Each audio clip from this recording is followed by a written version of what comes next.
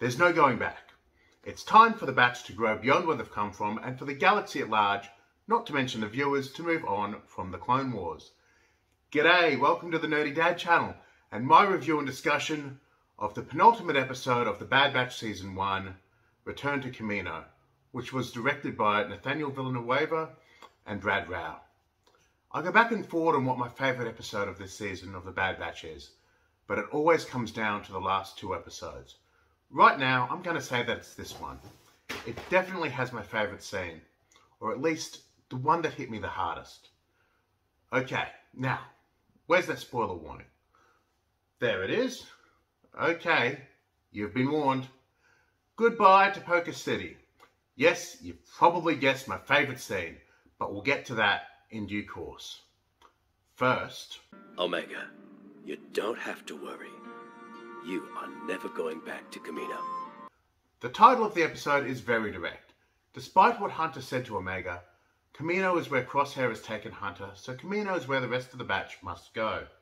From the moment the Marauder enters the atmosphere of Kamino, this episode reminds us that while Kamino was home to the batch, in many ways it was first a training facility and then a home base to the rest of the batch.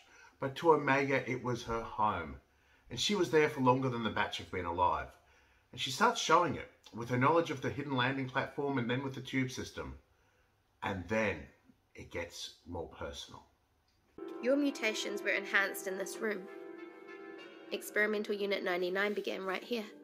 Omega has been the child of the batch all season, and she is a child. Additionally, she had a sheltered life, having never left Poker City. However, Omega is growing and aging like a normal human, and the batch, like most of the other clones, have had their aging accelerated. Omega started as the outsider to Clone Force 99. However, this episode shows us she was there at the very beginning. She was in the lab where they were created. Using my comm won't work. They'll know it's a trap. They'll still come for you. Bringing Hunter to Poker City is obviously a trap.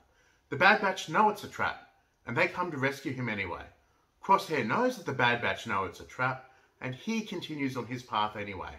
Despite having one more episode left to go, everything is coming to a head in this episode. Traps, backstabbing, betrayal, and Omega not following orders means absolute chaos ensues. Crosshair wants things to go back the way they were, going on missions with his brothers, just for the Empire instead of the Republic. But the Empire doesn't care about Crosshair, and is prepared to sacrifice him if the outcome isn't exactly what they want. They're abandoning Poker City anyway. They might as well abandon Crosshair. Omega is given the signal to flee, but she does not.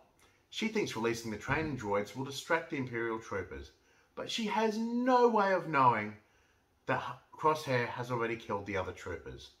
The Bad Batch, including Crosshair and Omega, work together to take out the droids, mirroring the training sequence from the opening episode.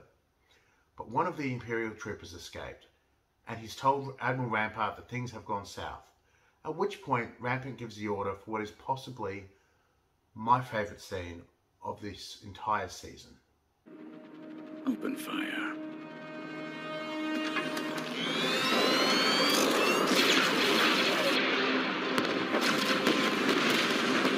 The era of clones is over, and it's time to put the Clone Wars to bed.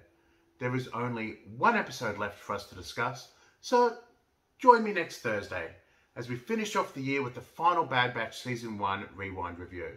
In the meantime, why don't you give this video a like? And if you haven't already, you can subscribe to the channel here. This is the Nerdy Dad, signing off.